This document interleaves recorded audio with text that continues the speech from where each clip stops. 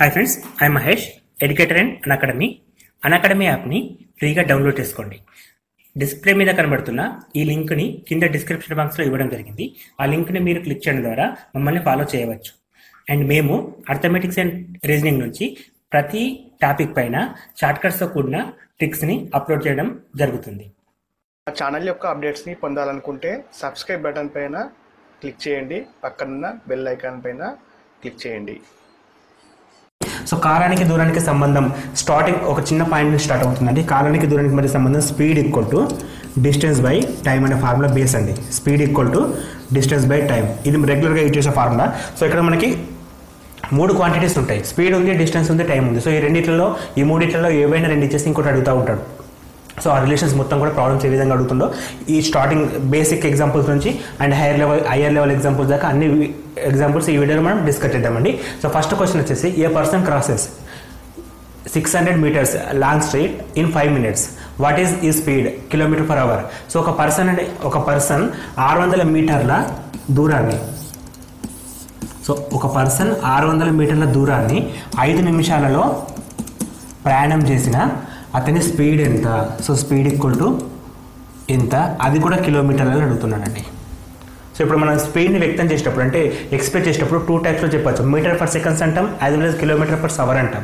So ఈ ప్రమాణాలను బట్టి కూడా మనకి ఆన్సర్ డిఫరెంట్ వస్తుంది. సో ఇక్కడ మనం చూద్దాం. ఫస్ట్ ఆఫ్ ఆల్ 5 నిమిషాలని చెప్పాడు, ఇక్కడ మనకి మీటర్స్ ఉన్నాయి. సో ఇక్కడ మీటర్స్ ఉన్నప్పుడు మీటర్ పర్ సెకండ్ అని చెప్పేసి ప్రమాణం అండి, అంటే యూనిట్స్ వచ్చేసి మీటర్ పర్ సెకండ్. సో ఇప్పుడు మనం 5 నిమిషాలని సెకండ్లోకి కన్వర్ట్ చేయాలి. సో 5 ఇంటూ సెకండ్ రాసినప్పుడు 1 నిమిషానికి 60 సెకండ్లు. సో 5 నిమిషాలకి 300 సెకండ్ వస్తుంది. సో ఇప్పుడు మనం డిస్కస్ చేసిన first formula speed equal to distance by time అని చెప్పాను కదా. సో డిస్టెన్స్ అంతా ఇక్కడ మొత్తం 600 మీటర్లు బై టైం వచ్చేసి 300 సెకండ్లు. సో మొత్తం క్యాన్సిల్ చేస్తే మనకి 2 వస్తుందండి. ఈ 2 అనేది ఏంటంటే మీటర్ పర్ సెకండ్ వచ్చేసింది. సో 2 మీటర్ పర్ సెకండ్ అనేది తన వేగం కరెక్టే, కాకపోతే అడిగింది మాత్రం km/hలో ఎంత అని అడుగుతున్నాడు. సో ఎప్పుడైతే ఈ మీటర్ పర్ సెకండ్ వచ్చిందో దీన్ని మనం km/hకి కన్వర్ట్ చేయాల్సి వస్తుంది. సో అట్లా కన్వర్ట్ చేయాలంటే 2 ఇంటూ 18/5 చేసినప్పుడు ఈ మీటర్ పర్ సెకండ్ అనేది km/hగా కన్వర్ట్ అవుతుంది. సో ఇక్కడ మనకి మీటర్ పర్ సెకండ్స్ని km/h కన్వర్ట్ చేయాలంటే ఇంటూ 18/5 చేయాలి. అలా కాకుండా km/h ఇచ్చేసి మీటర్ పర్ సెకండ్ అడిగినప్పుడు 5/18 చేస్తే సరిపోతుంది. సో మనకి ఇచ్చిన క్వాంటిటీని 5/18 చేసినప్పుడు km/h నుంచి మీటర్ పర్ సెకండ్లోకి మారుతుంది. అదేవిధంగా మీటర్ పర్ సెకండ్లోకి ఇచ్చినప్పుడు దాన్ని km/h కన్వర్ట్ చేయాలంటే 18/5 చేయాల్సి వస్తుంది. సో ఇక్కడ మనకి 2 ఇంటూ 18 36/5 అండి. 36/5 అంటే 5 1 5 7 35.2 1 ఉంటుంది, 10 వస్తుంది, 2 అంటే 7.2 km/h ఆన్సర్ అండి. 7.2 km/h అనేది ఆన్సర్ రావడం జరుగుతుంది. సో ఈ విధంగా మనకి బేసిక్స్ కొంచెం గ్రిప్ ఉంటే ఎటువంటి ప్రాబ్లమ్ అయితే ఈజీగా చేయొచ్చు. సో ఇది బేసిక్స్ అండి ఫస్ట్. సో నెక్స్ట్ ఎగ్జాంపుల్స్ నుంచి డిస్కస్ చేద్దాం. If a person walks at 14 km/h instead of 10 km/h, he would have walked 20 kilometers more. Actual distance travelled by him is. So ఇక్కడ క్వశ్చన్ ఏమడుగుతుందంటే, ఒక పర్సన్ 10 km/h వేగంతో ప్రయాణం చేస్తాడు. ఒక పర్సన్ 10 km/h వేగంతో ప్రయాణం చేస్తాడు. అలా కాకుండా 14 km/h వేగంతో ప్రయాణం చేసినప్పుడు ఈ ముందు డిస్టెన్స్ కంటే 20 కిలోమీటర్ల దూరం ఎక్కువ ప్రయాణం చేయగలుగుతాడు. 20 కిలోమీటర్ల దూరం ఎక్కువ ప్రయాణం చేయగలుగుతాడు. అయితే అతడు ప్రయాణం చేసిన దూరం ఎంత అని అడుగుతున్నాడు. సో యాక్చువల్గా తను స్పీడ్ వచ్చేసి 10 km/h. సో ఇలా ఉన్నప్పుడు తను ఇలా కాకుండా 10 కాకుండా 14గా ప్రయాణం చేస్తే ఒక 20 కిలోమీటర్ ఎక్కువ దూరం పోయేటోడు. సో ఇప్పుడు మనకి డిఫరెన్స్ ఏమొస్తుంది, 14 - 10 అంటే 4 km/h అండి. ఈ 4 km/h అనేది 20 కిలోమీటర్లకు సమానం అన్నమాట.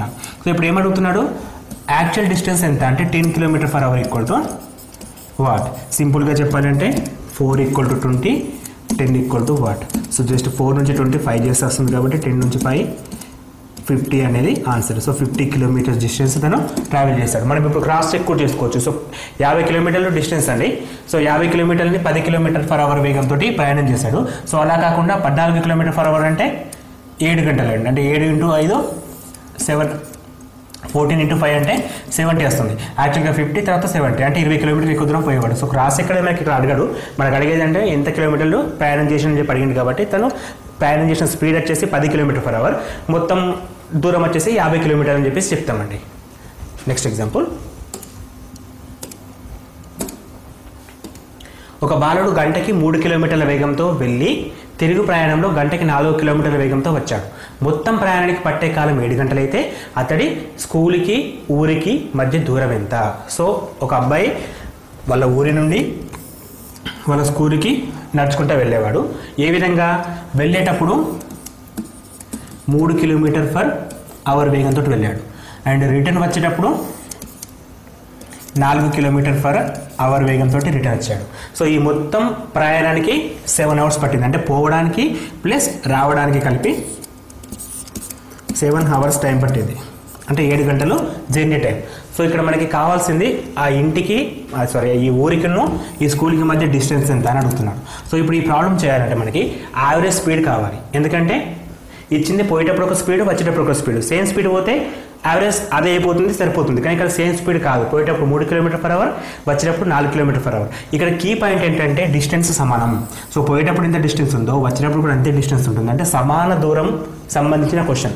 సో సమాన దూరానికి యావరేజ్ వేరే అవుతుంది, దూరం వేరుగా ఉన్నప్పుడు యావరేజ్ వేరే అవుతుంది. అంటే సమానంగా కాకుండా డిఫరెంట్గా దూరం ఉన్నప్పుడు మొత్తం దూరం పోయి మొత్తం కాలం చేస్తాం. సో ఇక్కడ మనకు అంత కష్టం కూడా అవసరం లేదు. జస్ట్ యావరేజ్ స్పీడ్ కనుక్కోవాలి. దట్ సమాన దూరము అంటే ఈక్వల్ డిస్టెన్స్. ఈక్వల్ డిస్టెన్స్ వచ్చినప్పుడు average speed equal to 2ab by a plus b అనే ఫార్ములా గుర్తుంచుకోండి. ఇది వెరీ యూస్ఫుల్ ఫార్ములా. ఎందుకంటే మనం యాక్చువల్గా ఫార్ములా అవసరం లేదు, కాకపోతే అది లెంతీగా అవుతుంది. ఇది చాలా ఈజీ అయిపోతుంది మనకి. 2 ఇంటూ a అంటే first speed 3, second speed 4 by 3 plus 4. So మనకి 2 ఇంటూ 3 6, 6 ఇంటూ 4 24 బై 7 వచ్చేసింది. ఇది యావరేజ్ స్పీడ్ అండి. ఇక్కడ స్పీడ్ వచ్చేసింది. మనకు అడుగుతుంది డిస్టెన్స్ అడుగుతున్నాడు. యాక్చువల్గా డిస్టెన్స్ ఈక్వల్ టు ఫార్ములా ఏమిది? యాక్చువల్గా ఏం చెప్పినా మనం speed equal to distance by time అని చెప్పాం. Speed equal to distance by time అని చెప్పాం. సో ఇక్కడ మనకి స్పీడ్ ఈక్వల్ టు టైం కావాలి, డిస్టెన్స్ కావాలి కాబట్టి distance equal to speed into time అవుతుంది. స్పీడ్ వచ్చేసి 24/7, టైం వచ్చేసి 7 అవర్స్. సో ఇది క్యాన్సిల్ అయితే మనకి 24 అవర్స్ 24 కిలోమీటర్స్ వస్తుంది. ఈ 24 కిలోమీటర్స్ అనేది ఏంది? తను ప్రయాణించిన మొత్తం దూరం. ఎందుకంటే కాలం మొత్తానికి సంబంధించింది. ఇక్కడ మనం కాలం తీసుకున్నాం కదా, అది తిరుగు ప్రయాణానికి పోవడానికి రావడానికి కలిపి టైం 7 అవర్స్ అయింది. అంటే ఇక్కడ మొత్తం ఒకసారి పోయి ఒకసారి రావడానికి 7 గంటలు పట్టింది. కాబట్టి తను మొత్తం ప్రయాణం చేసిన దూరం ఏమో 24 కిలోమీటర్స్. అంటే పోయేటప్పుడు ప్లస్ వచ్చేటప్పుడు కలిపి 24 కిలోమీటర్స్. ఈ డిస్టెన్స్ సమానంగా ఉంది కాబట్టి ఇంటికి మరియు స్కూల్కి మధ్య దూరం ఏమవుతుంది అంటే 24/2 which is equal to 12 kilometers answer వస్తుంది. సో ఇక్కడ మనకు కన్ఫ్యూజ్ కావద్దు, ఏది అడిగితే అది చేస్తే సరిపోతుంది. Next question, a bus covers distance of 624 kilometers in 780 minutes. What is the average speed of the bus in kilometer per hour? So ఇక్కడ మనకి ఒక బస్ అనేది 624 కిలోమీటర్లని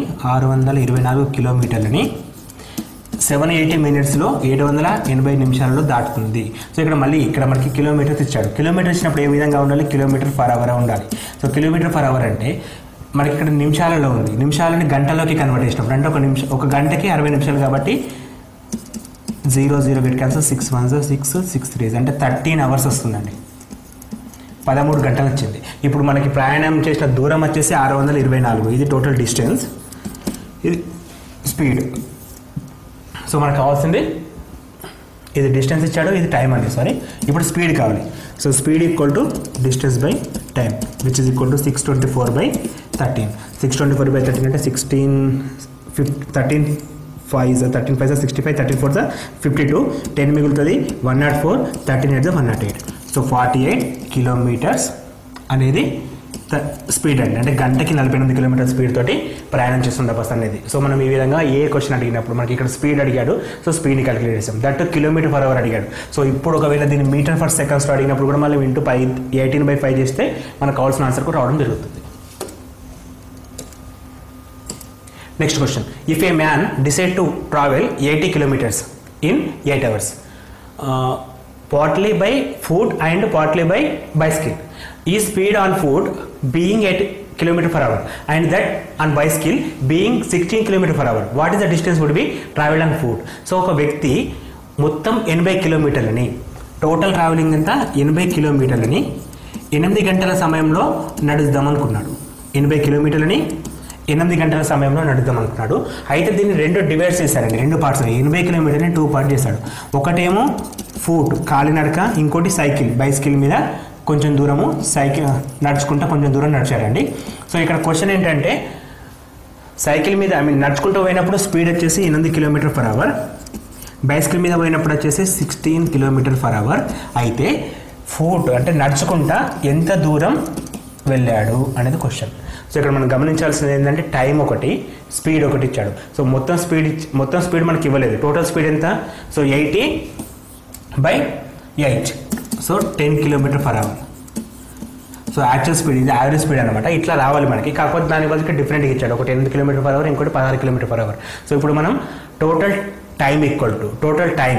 సో టోటల్ టైం అంటే ఏంటంటే యాక్చువల్లీ ఇంతకుముందు డిస్కస్ చేసాం కదా, స్పీడ్ ఈక్వల్ టు d/s అని చెప్పాను. సో ఇప్పుడు నేను టైం ఈక్వల్ టు ఏం రాసుకోవచ్చు? d/s రాసుకోవచ్చు. s equal to d/t, which is equal to t equal to d/s. అంటే time equal to distance by s. So total time వచ్చేసి మనకి 8 గంటలు అండి. టోటల్ టైం వచ్చేసి 8 గంటలు.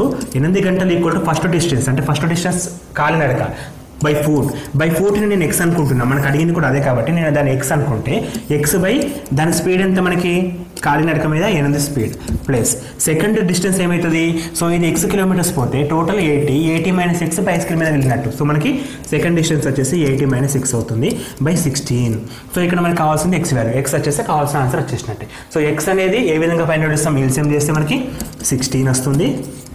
2 × x 2x plus 80 - x equal to 8. So cross multiplication చేసినప్పుడు 16 × 8, 16 8 is 128, which is equal to x 2x - x x plus 80. So here x equal to 128 - 80, which is equal to 48 kilometers. So తను 48 కిలోమీటర్లని కాలినడక ద్వారా నడిచాడు. And cycle మీద remaining ఎంత? 80 - 48 అంటే 32 కిలోమీటర్లు cycle మీద నడిచాడు. ఇప్పుడు ఒకసారి ట్రా చెక్ చేసుకుందాం మనం. 48 కిలోమీటర్లు కాలినడక, ఎంత స్పీడ్ వచ్చేసి 8 km/h, అంటే గంటకి 8 కిలోమీటర్లు చొప్పున 48 కిలోమీటర్లు నడిచాడు. సో విచ్ మీన్స్ 6 గంటలు తను వాక్ చేశాడు. సో ఇక్కడ ఏమవుతుంది? గంటకు 16 కిలోమీటర్లు చొప్పున 32 కిలోమీటర్లు నడిచాడు. సో విచ్ మీన్స్ 2 గంటలు నడిచినట్టు. సో మొత్తం 6 + 2 గంటలు ఎంత? 8 గంటలండి. సో 6 + 2 గంటలు ఎంత? 8 గంటలు నడిచాడు. సో మొత్తం ఎంత దూరం పోయాడు? 48 + 32 80 కిలోమీటర్లు పోవడం జరిగింది. సో ఈ విధంగా మనకి ఎటువంటి ప్రాబ్లమ్ లేదు. Especially time and distance basics మీద గ్రిప్ ఉంటే సరిపోతుంది. ఏ విధంగా అడిగారు క్వశ్చన్ అర్థం చేసుకోవడం ఫస్ట్ థింగ్.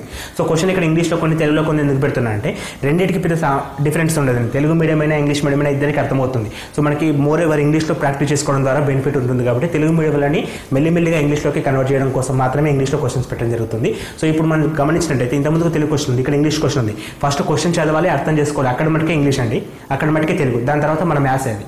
సో ఏదైనా సరే మనం చేసినట్టే చేస్తాం కాబట్టి ఇంగ్లీష్ మీడియం అయినా తెలుగు మీడియం అయినా చేసే పద్ధతి ఇదే. సో ఇక్కడ మనకి ప్రాసెస్ ఈజ్ ఇంపార్టెంట్. సో ఆ ప్రాసెస్ కోసం అనేది రెండిట్లో పెట్టడం జరుగుతుంది. సో ప్రాసెస్ని కరెక్ట్ ఫాలో అయితే సరిపోతుంది మనకి. Next question. రమణ తన ఇంటి నుంచి బస్ స్టాండ్కు 5 కిలోమీటర్ల వేగంతో వెళ్ళగా బస్సు 15 నిమిషాల ముందే బయలుదేరిందని తెలిసింది. అదే 6 కిలోమీటర్ల వేగంతో వచ్చినప్పుడు 15 నిమిషాల తర్వాత బస్సు బయలుదేరింది. అయితే రమణ ఇంటికి బస్ స్టాండ్కి మధ్య దూరం ఎంత? సో యాక్చువల్గా రమణ ఇల్లు ఇక్కడ అనుకుందాం, ఇది బస్ స్టాండ్ అనుకుందాం. సో ఇక్కడ నుంచి తను ఇక్కడికి ఫస్ట్ 5 km/h వేగంతో ప్రయాణం చేశాడు. గంటకి 5 కిలోమీటర్ల వేగంతో ప్రయాణం చేశాడండి. సో 5 km/h తోటి వేగంతో ప్రయాణం చేసినప్పుడు తను లేట్ అయిపోయాడు. ఏంటి? 15 minutes లేట్గా, అంటే బస్సు వెళ్ళిపోయిందంటే తను లేట్ అయినట్టు. సో 10 నిమిషాల నుండి బస్సు వెళ్ళిపోయిందంటే సో ఆయన 15 నిమిషాలు లేట్ అయ్యాడు. సో అలా కాకుండా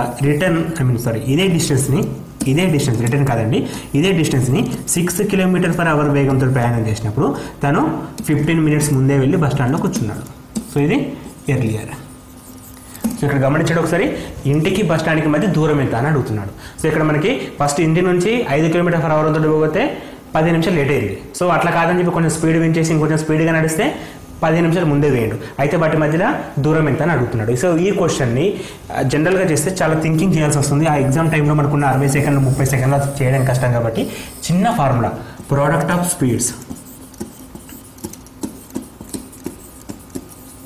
by difference of speeds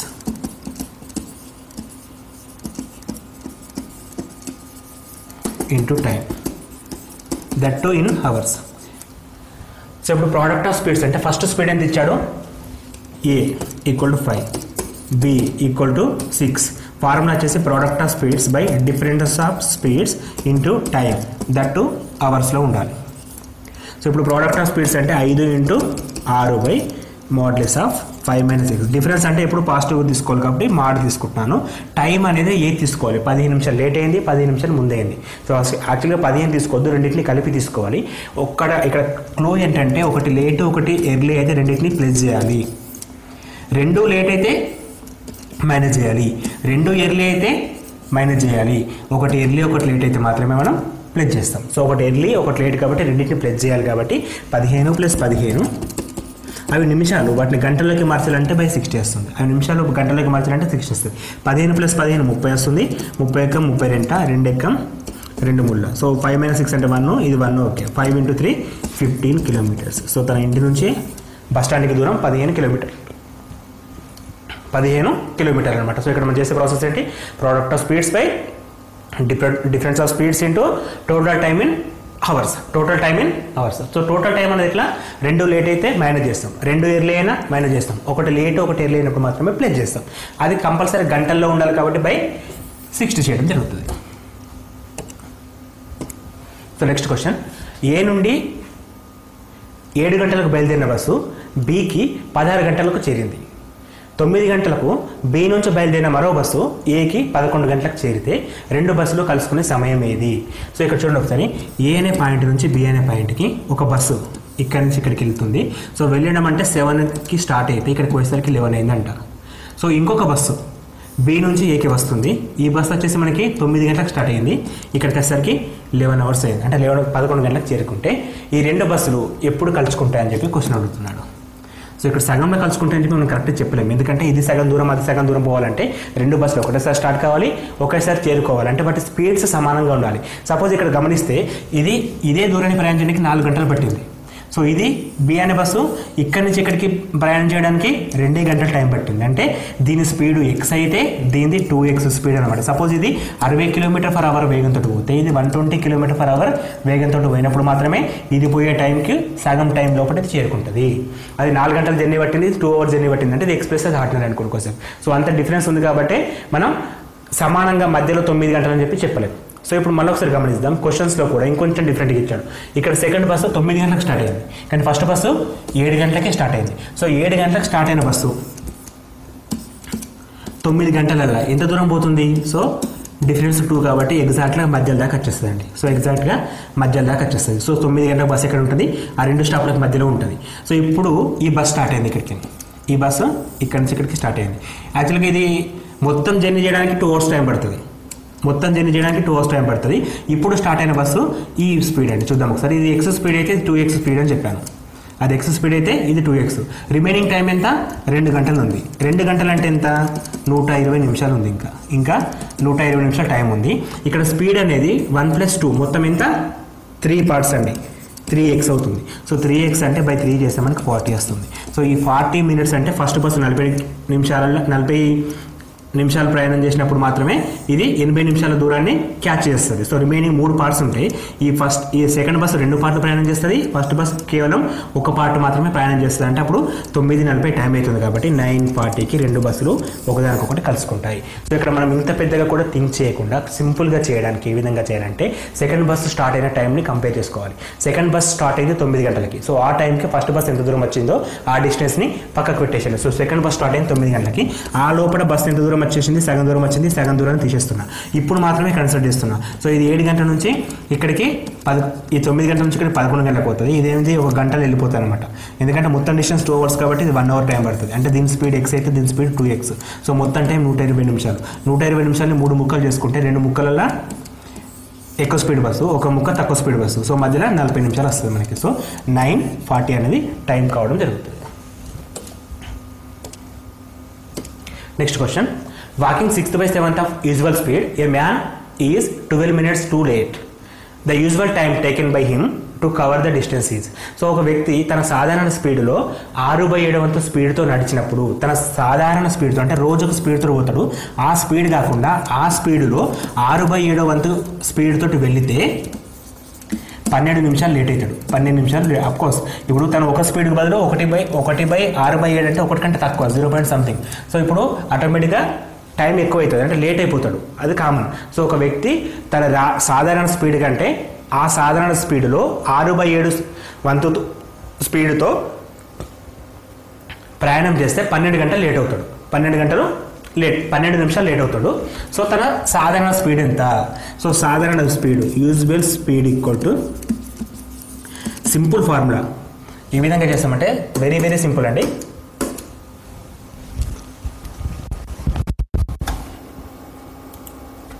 so very simple formula ప్రకారం డిస్కస్ చేద్దాం ఇక్కడ. So usual speed equal to మనకి ఇచ్చిన చూడండి ఒకసారి ఇక్కడ 6/7 12. సో ఫస్ట్ 6 × 12 చేసేయండి బై మాడ్యులస్ ఆఫ్ 6 - 7 చేయండి. So 6 × 12 72/1 which is equal to 72 minutes. అంటే తన సాధారణ స్పీడ్ తోటి నడిస్తే 72 నిమిషాలలో చేరుకుంటాడు. 72 minutesలో తన దూరాన్ని చేరుకుంటాడు. అంతే ఎంత టైంలో చేరుకుంటాడని చెప్పి అడుగుతున్నాడు. What time is taken. So time అనేది ఎంత?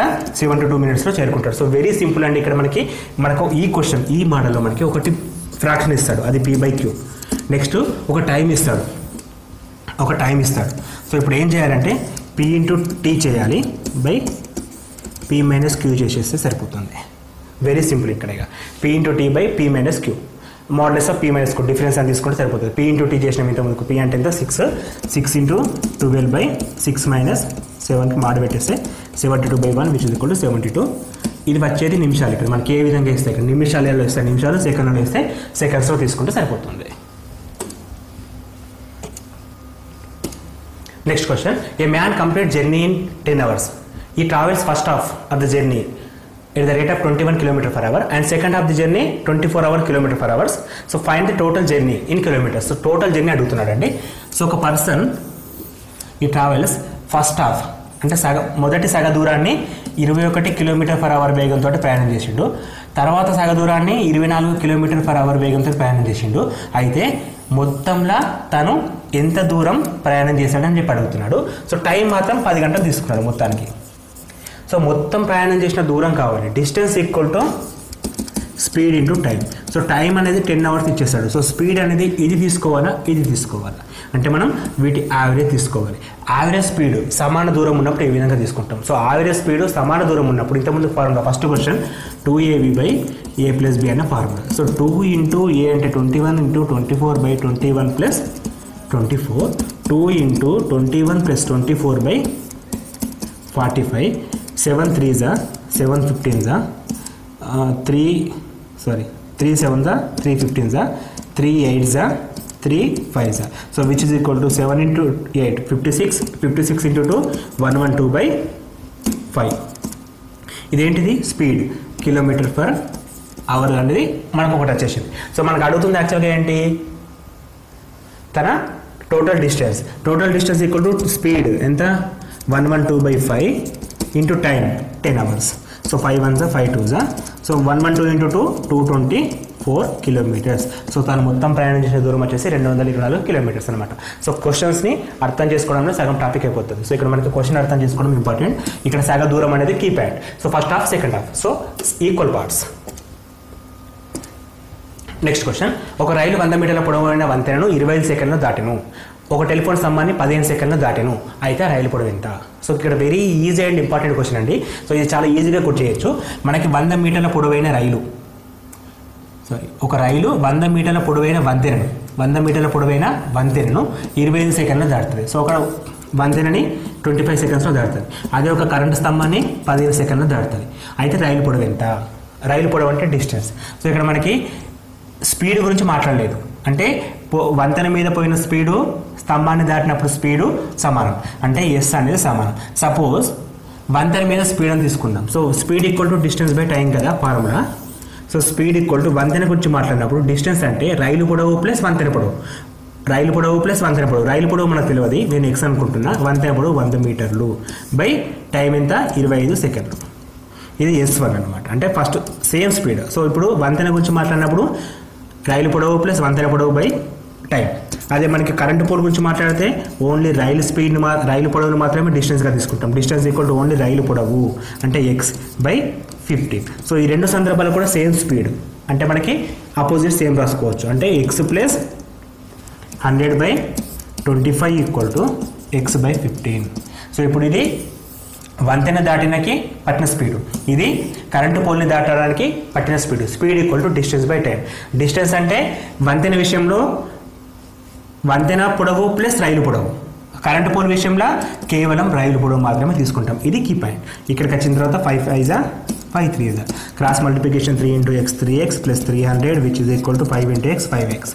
సో క్లియర్లీ 3x ఇట్ వెళ్తే -3x, 5x - 3x equal to 2x, 2x equal to 300 which is implies x equal to 150 metres.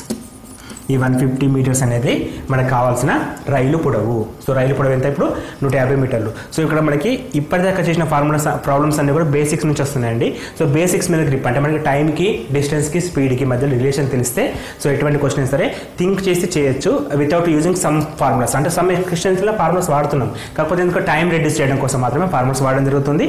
So ఇవి కంప్లీట్ మోడల్స్ అని చెప్పుకోవచ్చండి. ఇంకా డిఫరెంట్గా ఏమి ఉండవు, వీటి నుంచి రిపీట్ అవుతూ ఉంటాయి. And thanks for watching for this video. And please do subscribe. ఇదివరకు ఎవరైనా సబ్స్క్రైబ్ చేసుకోకపోతే ప్లీజ్ డూ సబ్స్క్రైబ్. ఎందుకంటే మేము ఎటువంటి వీడియో పెట్టినా ఎడ్యుకేషన్ పర్పస్ మాత్రమే పెడతాం కాబట్టి ఆ వీడియో మీరు నోటిఫికేషన్ రూపంలో తప్పకుండా చూడగలుగుతారు.